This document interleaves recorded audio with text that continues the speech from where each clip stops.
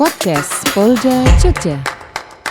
Jelang Hari Kemerdekaan Republik Indonesia beberapa waktu yang lalu, Polda DIY memberikan penghargaan kepada anggota-anggotanya yang berprestasi. Dari sejumlah anggota yang menerima penghargaan tersebut, salah satunya adalah Babin Kamtibmas, Kelurahan Nomporrejo, Kecamatan Galur, Kabupaten Kulon Progo. Beliau adalah Aibda Ferry. Penasaran, apa sih yang membuat Aibda Ferry mendapatkan penghargaan dari Kapolda DIY? Yuk, ikuti perbincangan saya bersama beliau yang saat ini sudah hadir bersama dengan kita. Selamat pagi Pak Ferry. Pagi Mbak. Pak Ferry ya? Siap. Betul. Bagaimana kabarnya? Alhamdulillah baik. Baik, oke. Wah, sebelum kita mulai perbincangan kita, saya mau mengucapkan selamat atas penghargaan yang sudah Bapak terima terima kasih dari Kapolda ya? Kapolda. Oke. Apa sih yang dirasakan Pak setelah menerima penghargaan itu? Ya bahagia, kinerja kita di lapangan dihargai pimpinan. Bahagia. Iya. Oke. Nah, sebagai Babin Kamtibmas, sudah berapa lama Pak Ferry menjadi Babin Kamtibmas? Kurang lebih 4 tahun. 4 tahun setengah ya. 4 tahun setengah. Iya. Kalau yang di Nomporrejo ini sudah berapa lama? 4 tahun setengah. Oh, jadi pertama Babin Kamtibmas langsung di Nomporrejo. Langsung di Nomporrejo. Oh, gitu. Sebelumnya Sebelumnya sebagai Babin? di Urkes Polres Kulon Progo. Oh, dari Urkes. Iya. Urkes itu yang melayani tentang kesehatan ya, Betul, kesehatan anggota yang sakit ya, sakit menaun. Lalu jadi Babin Kamtibmas. Iya. Oke. Nah, sebagai Babin Kamtibmas yang memperoleh penghargaan dari Polda, dari Kapolda DIY, inovasi apa yang membuat Pak Ferry akhirnya menerima penghargaan tersebut? Ya. Kalau nggak salah juara satu ya? Siap. Ya. Jadi alhamdulillah dari berawal dari keluh kesah Pak Duku di lingkungannya pada masa pandemi itu, karena banyak ternak ayam, ternak unggas, nah itu kotorannya tidak diambil oleh pengepul biasanya. Akhirnya saya berikan jalan keluar, kita mengolah limbah yang ada, limbah dari ternak itu dijadikan media tanam sama pupuk organik. Oh, dijadikan media tanam dan pupuk organik. Iya, betul. Oke. Sudah berapa lama itu? Dari awal kah menjadi Babin atau? Kalau dari awal kebenaran agak kurang masyarakat kurang percaya ke Babin, karena kan tahunya masyarakat kan Babin itu wakil dari polisi gitu. Jadi karena peralihan ini merasa kayak dibayang-bayangi, takut ada rasa takut seperti itu. Tapi dengan kita pendekatan akhirnya mulai terbuka, kita berikan semacam ekonomi kerakyatan yang bisa menghasilkan kepada masyarakat ya. Betul. Oke. Nah, tugas sehari-hari, aktivitas sehari-hari seorang Babin itu ngapain aja sih, Pak? Siap. Tugas sehari-hari ya kita menjalankan tugas seperti yang sudah ditetapkan oleh aturan dari tupoksinya Babin yang jelas itu ya, Mbak. Nah, selain itu kita juga ya memberikan peluang usaha, peluang kerja bagi warga agar meminimalisir pengangguran. Jadi karena kan beberapa orang akan cenderung melihat Babin seperti contoh Pak Babin yang memang sudah Babin itu seperti itu. Gitu. Iya, betul. Apakah memang seperti itu tugasnya? Ya mayoritas seperti itu. Seperti itu juga. Gitu. Tapi ya nggak terlalu kocak-kocak amat juga. Tapi kita juga perlu bercanda sama warga juga, karena kita harus dekat agar masyarakat percaya sama kita, terus mereka mau terbuka. Oke. Seperti itu. Oke. Nah, apa sih motivasi Pak Ferry untuk menjalankan tugas sebagai Babin? Karena kan nggak mudah ya langsung berhubungan dengan masyarakat. Apalagi tadi Pak Ferry sudah sempat menceritakan bahwa awal masyarakat itu agak susah menerima. Karena Babin itu dianggap tetap sebagai perwakilan polisi gitu ya. Nah, Ya. Motivasinya apa waktu itu? Kalau motivasinya saya sendiri ingin menjadi manusia yang berguna. Nah, dilihat dari fungsinya yang mayoritas tugasnya pelayanan ya hanya di Babin gitu. Jadi setelah saya dikasih kesempatan waktu itu oleh Bapak Kabak Sumba, Pak Darmawan yang sekarang jadi Pak Wakapolres Kulon Progo, saya jalankan totalitas di Babin. Siap. Ditawari untuk menjadi Babin? Ya sebenarnya kalau ditawari sih enggak, cuma dilarang ya jadi Babin. Nah, apakah Pak Ferry itu asli Jogja? Saya asli Jakarta, Mbak. Oh, asli Jakarta. Asli Jakarta, ya. Asli Jakarta ya? Iya, di Jogja sudah lama? Baru 21 tahun. 21 tahun. Nah, dari Jakarta Iya. dengan budaya yang berbeda Iya. dengan masyarakat Jogja. Iya. Ada kesulitan nggak? Apalagi menjadi Babin yang langsung bersentuhan dengan masyarakat. Yang saya rasakan kesulitannya hanya di bahasa. Bahasa. Kalau bahasa Jawa kan ada kromonya itu, kadang-kadang salah menempatkan akhirnya jadi joke, jadi bercandaan. Oke. Karena ada beberapa istilah yang mungkin nggak akrab gitu. Ya, betul, gitu. betul. Oke. Seperti itu. Ya. Sebagai anggota Polri yang bertugas di desa atau kelurahan, itu tentu harus punya keterampilan khusus ya. Iya. Harus Ya. punya apa istilahnya, skill yang berbeda dengan anggota Polri yang lain begitu. Betul, Nah, ya. kira-kira kalau menurut Pak Ferry sendiri, apa sih keterampilan khusus atau kemampuan khusus yang harus dimiliki Ya. sebagai seorang Babin, terutama di daerah Namporejo ini? Siap.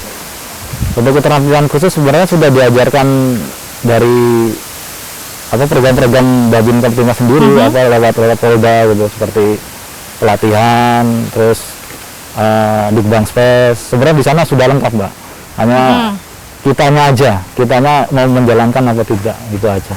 Oke, jadi dasarnya sudah ada. Betul, begitu ya? sudah diajarkan. Sudah diajarkan, Siap. tetapi pengembangannya itu Betul. nanti dilihat ketika kita memang langsung bersentuhan Iya, dengan masyarakat. betul. Sejauh ini kesulitannya baru bahasa itu ya, Pak Ferry. Bahasa ya.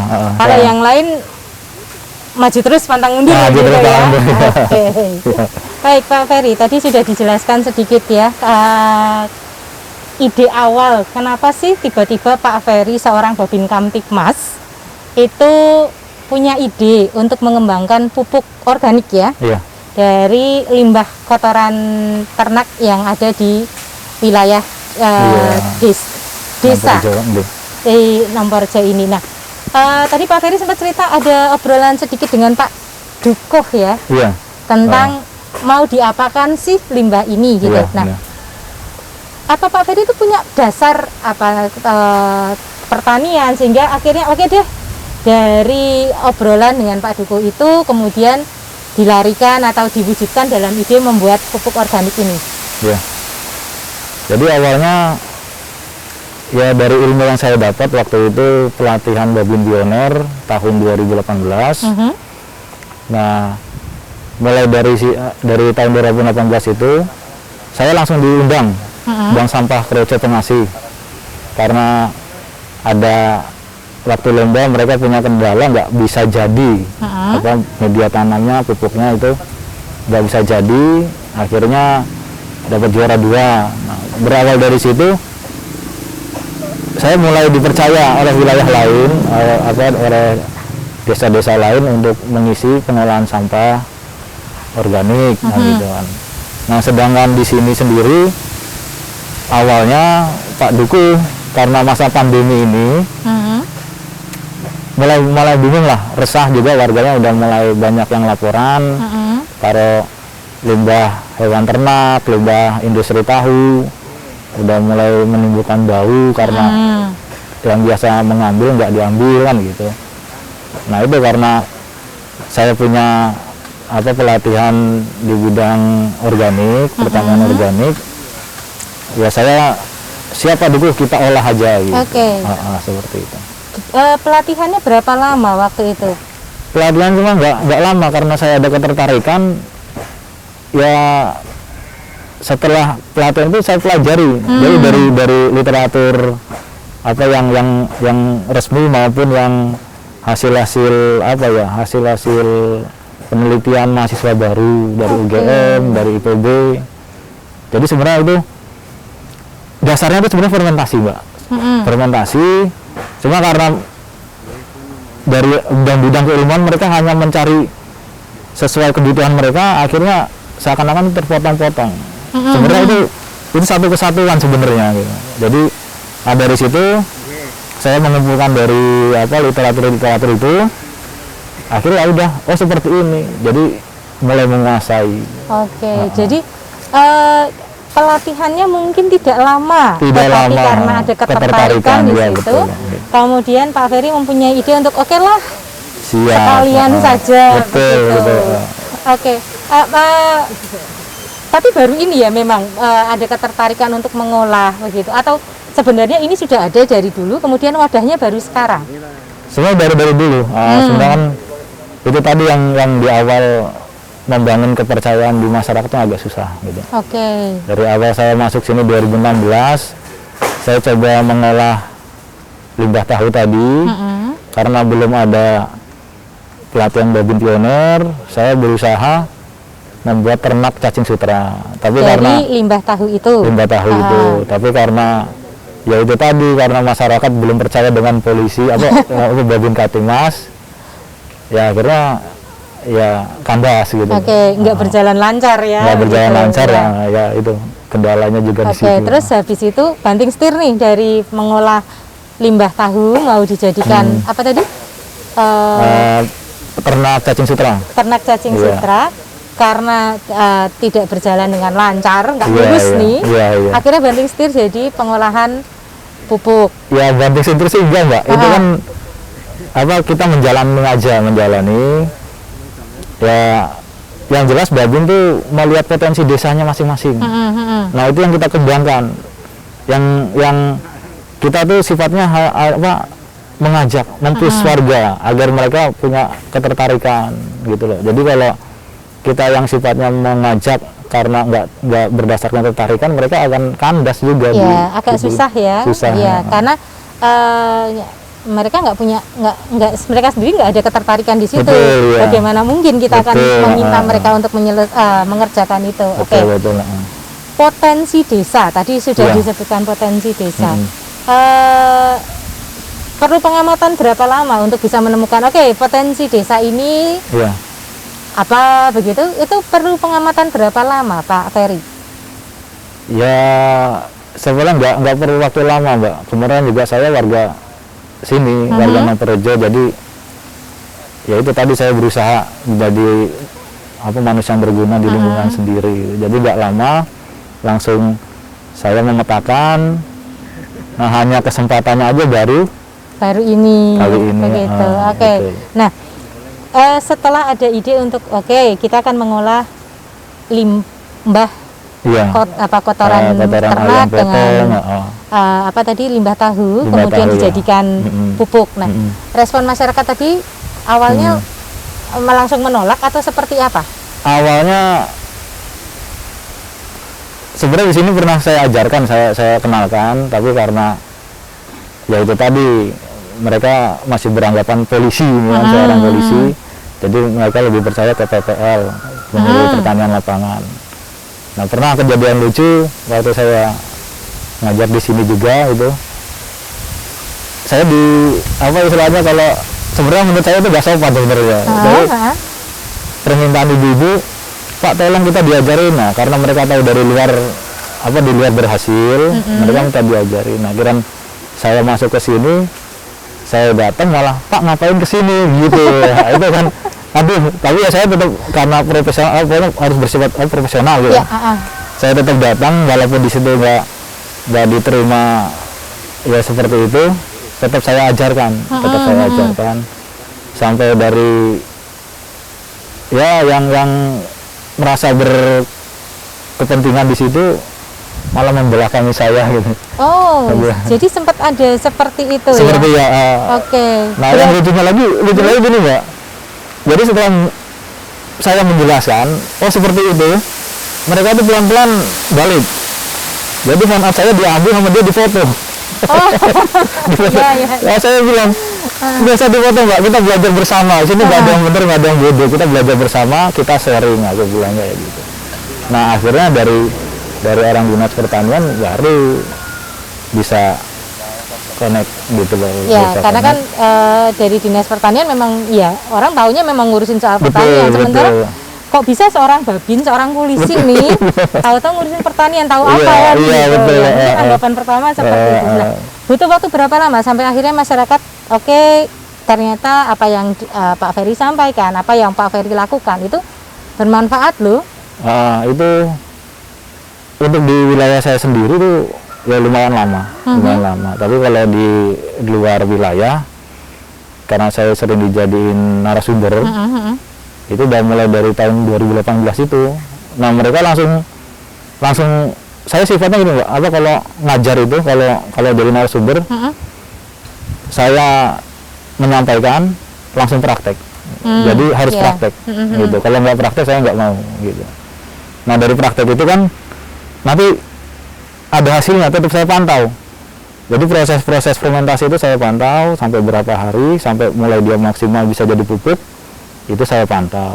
Nah setelah itu jadi pupuk langsung diaplikasikan ke tanaman. Nah, mereka melihat sendiri hasilnya. Baru dari dinas-dinas apa kayak kelurahan-kelurahan lain mulai percaya, akhirnya saya sering dipanggil. Tahun 2019 sendiri saya pernah diminta BKSDA DIY jadi suruh memberikan materi. Selain memberikan materi, suruh pendampingan. Tapi saya langsung menolak itu. Kenapa? Karena bukan wilayah binaan saya. Iya, karena melebar akhirnya. Iya, melebar. Oke. Nah, selain respon masyarakat, itu kan ketika mengembangkan sebuah ide, itu ada kerjasama dengan instansi atau pihak-pihak lain. Iya.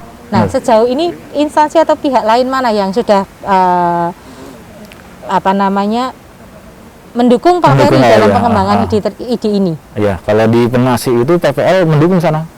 PPL Penasi, terus dari Kelurahan Sendang Sari, Kelurahan Karangsari itu mendukung semua. Jadi sana nggak satu tempat, kadang-kadang ya itu selama sebulan bisa 3 tempat kita memberikan materi-materi itu.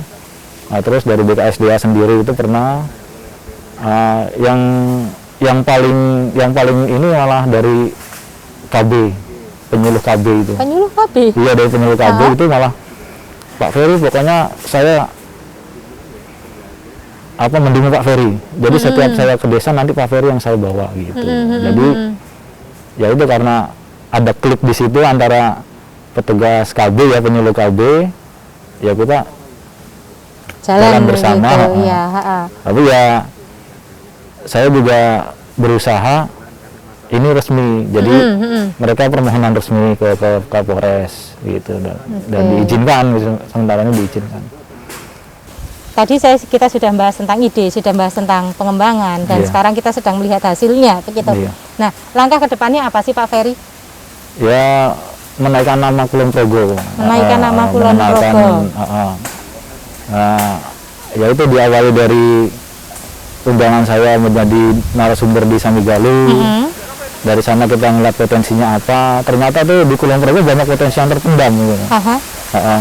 Ya seperti halnya kopi, ya kayak kita datang ke sana pun mereka warga tuh kaget kok polisi bisa bicara tentang pupuk, tentang pertanian.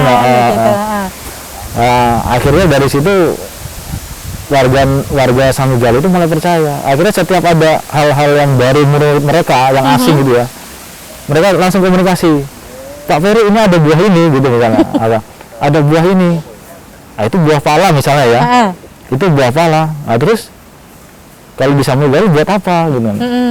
Dibuang Pak. Nah itu di situ karena saya Jakarta dekat dengan Bogor ya, saya kan cenderung mengolah buah pala. Gitu. Tapi itu saya olah, ada buah pala saya olah di sini dengan dengan sesuai Rasa cita lokal rasanya, ya, rasa lokal ya. ya. Jadi itu saya minta kiriman dari sana Sami Galuh, langsung saya olah, saya jadikan 4 macam. Sebenarnya dari pengolahan buah pala sendiri itu bisa 6 sampai 8 macam sebenarnya. Dari satu buah pala, buah itu. pala ini bisa jadi macam-macam Macam-macam. produk ya. Iya betul. Oke. Nah, itu maaf Pak Ferry, ketertarikan Pak Ferry di pertanian ini membuat saya ingin bertanya, ada latar belakang pendidikan khusus kah? nggak ada, otodidak semua Pak. Oh, Dari pelatihan itu otodidak aja. semua, iya. Benar. Pemicunya dari pelatihan itu memunculkan banyak ide, iya. memunculkan banyak inovasi Betul begitu. betul. Dari ketertarikan ya. Ketertarikan, terus baca-baca, ya itu tadi akhirnya tambah tertarik lagi, tambah menguasai gitu. Jadi nanti akan ada seorang babin yang bukan hanya menyandang atau melaksanakan tugas kepolisian, tetapi juga mengembanggan potensi dari desa. Karena potensi dari desa itu banyak, nggak? Betul. Tergantung kepekaan kita sebagai seorang babin untuk melihat apa sih potensi dari desa ini, gitu. Betul ya. Pupuk sudah, kemudian sekarang merambah ke apa itu buah, contohnya tadi buah adalah pala, buah pala ya. gitu. Nah, ada lagi yang lain yang sudah ada. Oke, habis ini nih gitu. Sebenarnya buah pala itu setelahnya. Sebelumnya kopi. Oh, kopi. Jadi kopi Sami Galuh kan waktu saya ngajar itu saya pelajari, saya pendalaman ke warga. Nah ternyata sana kopi itu hanya ditukar tempe, gitu loh, hanya ditukar buat lauk mereka gitu. Padahal kopi sana termasuk bagus, kopi bagus. Panen itu, panen, kopi iya panen kopi, kemudian hanya ditukar begitu. Jadi panen langsung tukar tempe buat kebutuhan sehari-hari gitu. Nah saya juga sempatnya sebenarnya sudah dijadwalkan dari Kapanewon Sami Galuh tahun ini membimbing desa jadi pengolah kopi, jadi pengepul kopi dengan wadah koperasi. Itu udah saya ini semua, udah ini nanti harus ini seperti ini, harus ada ini buat menghasilkan kopi yang kualitas seperti ini gitu. Sudah. Itu tahu dari mana itu pengetahuan tentang kopi? Atau ada pengalaman barista? Pengalaman lucu pengalaman aja. Jadi waktu ngajar di sana, saya kan penasaran dengan kopi Sami Galuh itu, kopi Suraloyo. Nah akhirnya saya tertarik pesan 2 kilo, saya olah, saya fermentasi. Karena apa? Di sana yang terkenal hanya kopi luwak gitu loh. Di sana emang ada itu kopi luwak gitu. Harganya ya lumayan fantastis loh, satu cangkir 50.000 kan gitu. Jadi saya ke sana, itu metabolisme luwak saya pelajari. Oh seperti ini kan gitu kan. Nah saya nyari enzim identik dari luwak itu. Jadi metabolisme lambung luwak itu saya pelajari, saya cari literatur. Oh ini enzim yang cocok kan gitu. Nah kita mix sama mineral-mineral apa, kita olah, fermentasi, ya alhamdulillah. Jadi waktu itu ya. Jadi karena kopinya waktu itu bukan kopi yang KW1 ya, bukan yang grade A ya. Saya nyari barista, tempat roasting, ya yang nggak asal-asal nyari, saya nyari yang di Wiro Brajan itu sama keturunan Tionghoa. Saya datang ke sana, saya bawa kopinya, ya alhamdulillah saya sana dibully. Dibully karena kopinya nggak bagus. Karena grade kopinya, ya, kualitas kopinya, betul. Saya ke sana seragaman, terus terang, saya sana seragaman, saya di sana dibully. Tapi dari bulinya itu saya nggak ngambil negatifnya, enggak. Saya ngambil ini kesempatan saya belajar gitu loh, nggak bayar gitu. Jadi akhirnya saya pancing dia biar keluar semua. Nah itu dia keluar omongan, dia tunjukin ini kopi yang bagus seperti ini Pak, ini seperti ini, dibedakan. Nah itu dibedakan, terus cara pengolahannya, cara mendapatkan kopinya, kualitas kopi yang bagus gimana, sana keluar semua Mbak. Ya alhamdulillah saya jadi dapat ilmu baru di situ gitu loh, secara nggak langsung dapat ilmu baru. Nah saya nggak marah sama dia, malah saya terima kasih gitu. Karena jadi tambah ilmu di situ Betul, ya, tentang tambah ilmu. perkopian, gitu. Jadi ya kadang-kadang di kita kan suka emosi ya. itu di sampingan aja dulu kan. Gitu. Yang itu kita berpikiran selalu yang positif gitu. Nah dari itu ini kopi saya bawa pulang. Nggak jadi di roasting di situ ya, soalnya dia menolak. Karena dia bilang itu bukan kualitas yang bagus. Itu gitu. merusak mesin saya gitu, kualitas kopi saya nanti. Nah merusak nama dia juga kan. Oke, saya bawa pulang. Saya pulang karena waktu itu kadar airnya masih tinggi, saya jemur lagi Mbak. Saya jemur lagi, saya nyari roasting lain. Roasting lain yang roasternya itu masih belajar gitu. Di situ juga saya dapat sedikit cara ngeroasting. Akhirnya dapat. Nah, sebelum saya edarkan ini kopi, pas saya ngajar di Samigaluh, saya diajak ngopi nih sama orang kecamatan ini, sama Bu Rosdiana ya, PPL KB, PLKB, diajak minum kopi di kedai yang bagus itu. Saya bilang, izin Bu, saya mau pesen kopi luwak, saya sendiri yang bayar. Nah itu ya, saya bilang 50.000 satu cangkir. Karena apa? Saya butuh untuk pembanding. Ini kualitas kopi luwak asli sama apa istilahnya fermentasi identik luwak saya gimana kan gitu. Nah saya setelah itu saya minum, oh seperti ini. Kan kalau penikmat kopi kan nggak pakai gula, nggak pakai gula. Jadi kopi jadi langsung saya nikmati, oh seperti ini kan. Nah setelah kopi saya kering, saya roasting, ya ternyata rasanya lebih dari yang kopi luwak asli gitu. Yang 50.000 tadi. Iya itu loh, rasanya lebih. Terus saya naikin lagi ke atas ke tukang kopi itu. Mereka malah pesen gitu loh, apa yang punya kedai-kedai kopi Samigaluh malah pesen. Oke. Nah dari situ sempet jalan, tapi kan mereka mintanya tester gitu loh. Oh iya. Nah, sedangkan kita kan perlu modal gitu. Jadi saya hanya sebatas saya kasih tester aja. Jadi di sana masih dalam wujud biji kopi ya, belum dari sana. Ya, belum ada pengolahan lebih lanjut begitu. Jadi itu masih bisa digali lagi sebetulnya ya. Betul, Untuk jadi sebuah potensi desa yang bisa dikembangkan begitu. Yang ekstrim sebenarnya ada Mbak, yang ekstrim. Jadi waktu saya ngajar di tempatnya mantan anggota dewan, dia kan cerita juga, dia kan mau di sana mau buka apa ya, wisata kambing domba. Nah sampai saya dicurhati sama dia, WA-nya dari Pak Sultan dipinjam ke saya, Pak, saya mau dititipin gajah keraton. Gajah keraton. Nah akhirnya ya saya langsung terlintas aja gitu loh. Langsung terlintas. Setelah pulang saya masih penasaran, saya gali. Wah sebenarnya intinya sama ini, kopi luwak sama kopi gajah yang di Thailand itu loh. Kan ada ya, apa yang black apa jadi ya? itu yang sama ya, jadi hasil dari proses pembuangan di luwak dengan di gajah gitu ya. Sama. Nah itu langsung terbersit itu gitu. Nah pas ngisi sana selanjutnya saya sampaikan ke PLKB, Bu Rosdiana mendukung, langsung ayo Bu saya diantar ke sana. Akhirnya ditemukan, ya saya bilang saya siap kalau mau ngolah kopi gajah, harus bilang kayak gitu. Kalau kopi gajah kan harganya lebih fantastis lagi ya. Satu gelasnya berbeda begitu. Itu ini Black Ivory itu ya, kalau di Thailand itu ya apa? Di Thailand itu Black Ivory 1 kilonya 23 juta gitu loh. Ya itu juga saya udah sempat sampaikan, saya siap mau pulang. Sana juga belum bersambut gitu.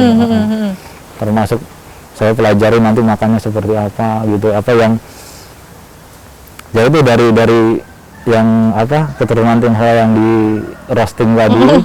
Yang jadi pertama tadi.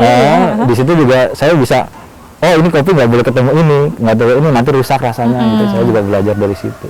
Oke. Dari ketertarikan itu bisa muncul ide-ide luar biasa. Iya. Ketertarikan itu juga membuat orang menjadi haus akan ilmu pengetahuan dan banyak Betul, cara ya, untuk mendapatkan pengetahuan betul, itu. betul. Gitu. Oke Pak Ferry, kopi udah, buah pala udah. Terus mau ngapain lagi sekarang? Ya saya mau mengeksplor hasil buminya Kulon Progo biar lebih dikenal. Seperti itu aja Mbak sebenarnya. Jadi sama jadi manusia yang berguna bagi orang lain itu. Jadi menaikkan nama Kulon Progo, betul-betul bagaimana caranya menaikkan nama Kulon Progo? Betul, ya begitu. kita kenalkan keluar. Oke. Pak Ferry, dari penghargaan yang sudah Pak Ferry dapatkan, itu pasti dong ada pihak-pihak yang sudah mendukung. Iya. Silakan Pak Ferry disampaikan ke masyarakat yang ada di luar sana. Ya. Ucapan terima kasih yang akan Pak Ferry berikan kepada pihak-pihak yang sudah membantu sampai sejauh ini. Monggo. Ya. Ya. Terima kasih Jenderal Bapak Kapolda DIY yang sudah memberikan saya penghargaan. Insya Allah saya akan jalankan tugas saya sebagai Babin dengan sepenuh hati. Dan untuk Pak Dir Dimas, saya ucapkan terima kasih atas dukungannya. Bapak dan Ibu Kapolres, karena ini peralihan ya Mbak ya, Bapak dan Ibu Kapolres yang sudah mendukung saya, Bu Kasat Dimas dan Pak Kapolsek Balur. Yang selanjutnya saya ucapkan untuk aparat desa Nyamperejo dan Bapak Dukuh Rumidi yang sudah mendukung program-program saya untuk di wilayah kerja saya. Nih. Terima kasih Pak. Oke. Baik, terima kasih banyak Pak Ferry atas obrolan di pagi menjelang siang ini. Banyak hal yang bisa kita dapatkan dari obrolan ini. Yang pertama, ketika sudah ada ketertarikan, mulailah itu sebagai pemicu untuk mencari ilmu pengetahuan dimanapun dan bagaimanapun caranya. Karena yang namanya potensi itu harus dikembangkan menjadi sebuah kompetensi. Terima kasih Pak Ferry atas sharingnya yang luar biasa. Selamat bertugas, tetap sehat dan tetap semangat. Siap, terima kasih Mbak Teresia.